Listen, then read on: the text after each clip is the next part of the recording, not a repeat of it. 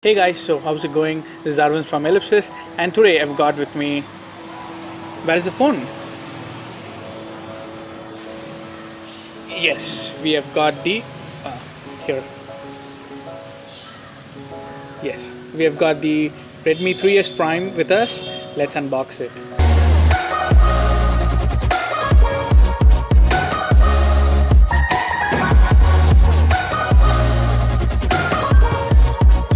I got this phone for 8,999 from Flipkart, and I'll leave the link down in the description below.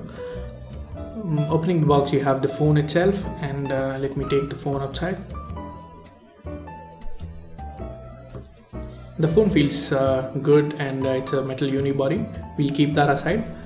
And here you have your SIM ejector tool, and then your charging adapter, which is a 5-volt 2 ampere. Do note that you don't get earphones with the box, and you have your USB 2.0 cable. The phone has a 5-inch display, and the phone kind of feels slippery. And on the top you have the proximity sensor, earpiece, and an 8 megapixel camera. On the bottom you have a USB port and your microphone. And then on the side you have the volume rockers and the power button. And on the other side you have the dual SIM slot. And then on the top you have audio jack, IR blaster, as well as another microphone. On the back you have the 13 megapixel camera, single LED flash, and the fingerprint scanner, and a speaker below. The phone has a 5-inch 720p IPS LCD screen, and the viewing angles are quite good. Even though it's a 720p display, I found it particularly good enough for a 5-inch device. And I'm not going to play VR games, or I'm not going to use this phone for VR, so I'm perfectly fine with this display. And this is one of the finest displays I've seen, because the colors are very bright and vivid, and it does not tax your GPU as well as the 1080p screen. So I guess this is a win for this phone.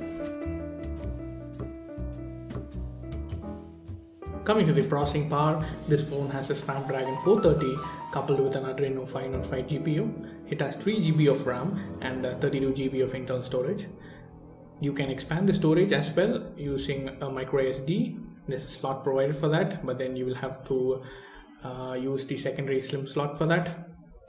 And talking about the performance of this phone has great performance from the brief time I've been with this phone. And I should say the 720p screen really gives an advantage over all the other 1080p screens here, or the 1080p mid-ranges, you can put it that way. The phone feels very snappy, and apps open up quite quick. And I've played a few games, and all of the games performed quite well. And I'll be doing an in-depth gaming performance review for this phone, so stay tuned for that. Out of the box I got about 2 gigs of free RAM available. The phone came pre-installed with MIUI 7.5 and soon to be updated to MIUI 8, which runs on Android 6.0.1.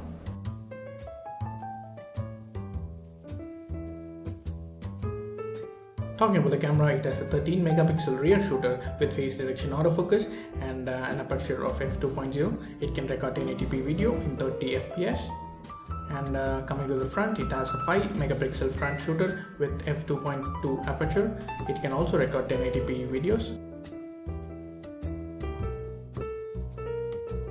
The focusing speeds are average, and I'll have a separate video on the camera powers of this phone. Do stay tuned for that as well.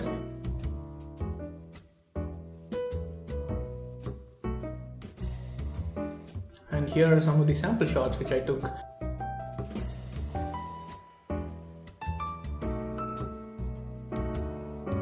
The photos are quite saturated and kind of artificial, but then it looks good to the eye. And in indoors it is okay, I would say. For a mid-ranger it is fine, but then low lighting is not its cup of tea. And the video also was quite good, and it can record up to 30 fps. Time lapse is also available.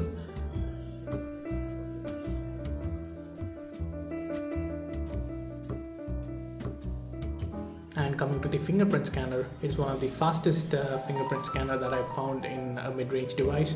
It's an active fingerprint scanner, so you don't have to touch the power button in order to unlock. It directly unlocks. And you can also place your finger in any direction and it would recognize your fingers. Talking about the storage, I've got the 32 GB variant here, and out of which 24 GB is free. Do note that there were some pre-installed apps like the full Google Suite and Flipkart as well as Facebook.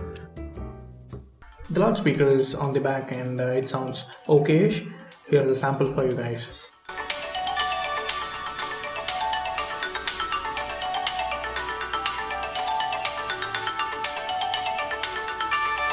And lastly, we have the best feature of this phone, that is the battery life. And this phone has a monster battery of about 4100 milliamps, and the battery life truly is quite good.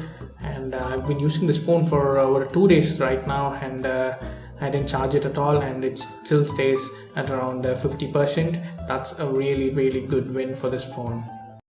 So that's all I have for you guys today in this video. By the way, this is being recorded using the front-facing camera of the Redmi 3S Prime, and I'll be doing in-depth camera performance as well as gaming performance of this phone. Do stay tuned for that. Please hit the like button if you've liked this video, and do subscribe for more videos on this. Thanks for watching. This is Arvind signing off. Bye bye.